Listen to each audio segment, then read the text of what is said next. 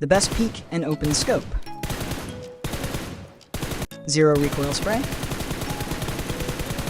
Quick control against multiple enemies. With my two-finger claw control settings, you can play much better, faster, and with more confidence. Please don't ask about the code, because we all use different phones, and in most cases, my code won't work for you. So watch the video carefully and just spend 2 minutes to create your own. The sponsor of this video is CocoDP, an international digital services platform operating in over 40 countries, offering a wide range of products such as PUBG Mobile UC, Popo Live and bgmilive tokens, Apple and PSN gift cards, and popular in-game items like those from Honkai Star Rail, all at competitive and affordable prices. Now, here's the good news. If you make your purchase through my exclusive link found in the description and pinned comment, and send a screenshot of your order to the Telegram ID or email shown on the screen, you'll receive a completely free custom sensitivity or layout specifically tailored to your device. This is a special offer provided to you by CocoDP. To purchase PUBG Mobile UC or any other product, simply click on the pinned link in the comments or check the video description to go to the CocoDP website. Once you're there, choose the product, enter your game ID, select the amount you want, and pick your preferred payment method. I recommend using Cocoin as it gives you an extra 1% discount. And finally, click on this option to complete your purchase. Don't miss out. Grab this special offer now. Hi, this is Nixie Gaming, and today I'm here to create the best possible two-finger layout and fix common mistakes that new players make, so they don't end up using the wrong layouts. Alright, let's get started. Never use the left side layout or the middle layout. I absolutely don't recommend them. I fully explained the reason in a separate video, and I'll leave the link to that in the video description in case you want to watch it. Always use the right side layout. Now let's enter Layout Edit mode. Click on this option, then select the featured option from here, and now choose the two-finger layout. If you're on a tablet, choose this one, but if you're on a mobile phone, select this one. Finally, click on the Preview option. This is the default layout created by the game, and to be honest, it's not very practical or usable. It needs to be edited. First, place the joystick here and set its size to 120. This will help you move quickly and easily and control your aim smoothly. Now place the Kill Message option here.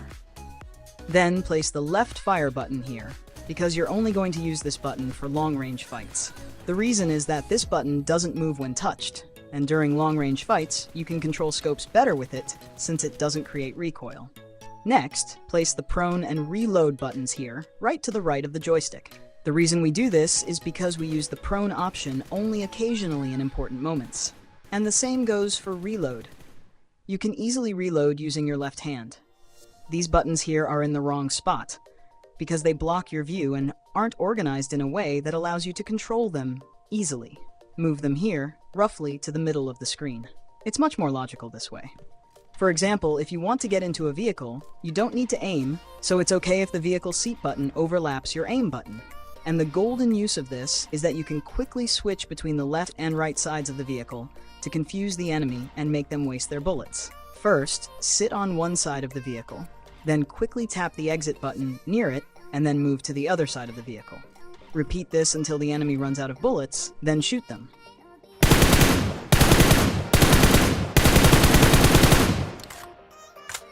Now place both jump buttons with a size of 140 next to the joystick on its left side. Make sure their sizes are the same to keep things organized. One note I should mention is that in my layout, I replaced the jump button with the prone button. This is optional, just set and use whichever you're more comfortable with. Next, we need to edit the right side of the layout. On the right side, take the fire button and set its size equal to the joystick's size. Then place it here so you can use it comfortably. Now adjust the zoom button to match the size of the left fire button and place it below the right fire button. Now it's time for the peek buttons. Set their size to 203 and place them on either side of the right fire button in this order. In the next step, set the crouch button size equal to the peek buttons and place it here, so it's easier to use with your right hand. Two of the most important in-game options are the chat and switch scope buttons. Set these slightly larger than usual and place them here. Then place the bag button right here with the same size as the other buttons.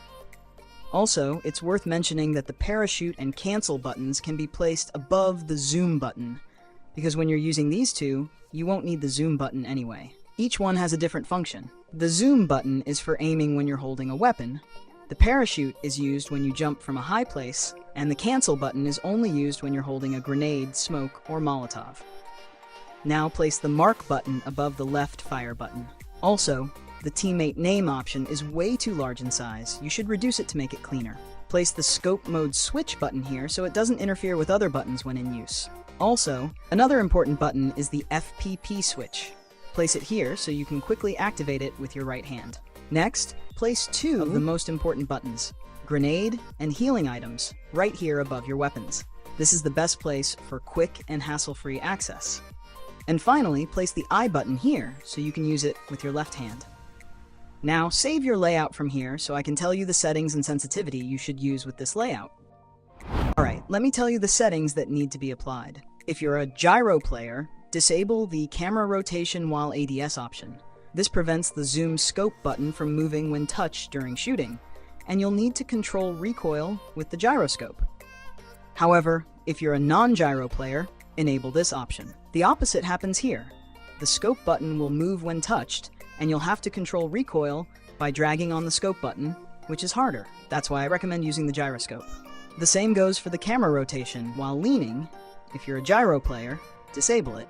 If you're not, enable it. This also activates or deactivates touch sensitivity while peeking. Also, make sure to enable the quick switch scope option. This allows you to switch scopes on any weapon directly from your screen without going into your bag. And also, the sensitivity I created for this layout is really excellent and designed for zero recoil. You can use it as it is. Up next, I'll give you the code and the complementary part of this video. Here are the sensitivity settings I made. If you'd like me to create a custom sensitivity or layout just for you, take part in the event I mentioned about CocoDP at the beginning of the video. And finally, I recommend watching these two videos. They are a great complement to this one. Until the next video, goodbye.